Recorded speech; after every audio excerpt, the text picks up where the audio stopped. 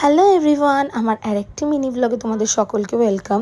আজকে একটা চটপটা চিকেনের রেসিপি নিয়ে আমি তোমাদের কাছে এসেছি। কিছু না, ঘরে দুটো তিনটে সস থাকলেই এই রান্নাটা খুব ইজিলি তোমরা করে নিতে পারবে। আর এই আইটেমটা মেনলি হচ্ছে একটা স্টার্টার আইটেম। তোমরা এটা এমনি বসে বসে কোনো ড্রিঙ্কসের সাথে খেতে পারো, সার্ভ করতে পারো, বাড়িতে কোনো গেস্ট এলে তোমরা দিতে পারো, জাস্ট জমে যাবে।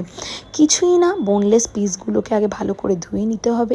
তারপর একে একে নুন, আদা রসুন বাটা, গোলমরিচ গুঁড়ো, একটা ফ্যাটানো ডিম, কর্নফ্লাওয়ার আর একটু লঙ্কা গুঁড়ো দিয়ে আর একটু ময়দা দেবে।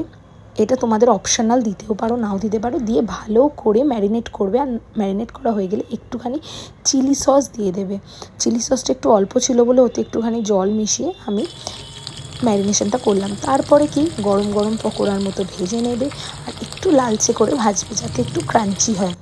তারপরে ওই গরম তেলে দিয়ে দেবে আদা রসুন পেস্ট, কুচিও দিতে পারো। তারপর কাঁচা লঙ্কা কুচি দিয়ে ভালো করে নেড়ে পেঁয়াজগুলো দিয়ে দেবে। পেঁয়াজগুলো অতিরিক্ত ভাজবে না, কারণ যেহেতু এগুলো চাইনিজ রেসিপি, একটু অল্প পেঁয়াজটা ভাজলে যাতে পেঁয়াজগুলো লাস্টে খাওয়ার সময় একটু মুখে লাগে সেরকম দেবে। স্বাদ মতো নুন দিয়ে এবার তোমরা ইউজ করবে যেটা হচ্ছে গেম চেঞ্জার, স্মার্ট চয়েসের হট অ্যান্ড সাওয়ার সস, আর একটা হচ্ছে রেড চিলি সস।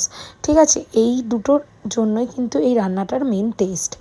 এরপর তোমরা স্বাদ মতো দিয়ে দেবে টমেটো সস, দিয়ে ভালো করে টস করবে। দেখো পেঁয়াজগুলো কিন্তু পুরো গোটা গোটা আছে। দিয়ে এবার ভাজা ওই চিকেনগুলো তোমরা এই গ্রেভিতে দিয়ে হালকা করে নেড়ে নেবে। তারপর ওই যে ম্যারিনেশনের জলটা ছিল ওটাতে একটুখানি আমি জল মিশিয়ে দিয়ে দিয়েছি। হ্যাঁ, জিনিসটা পুরো এরকম মাখা মাখা হবে। ব্যাস হয়ে গেলেই তোমাদের রেডি।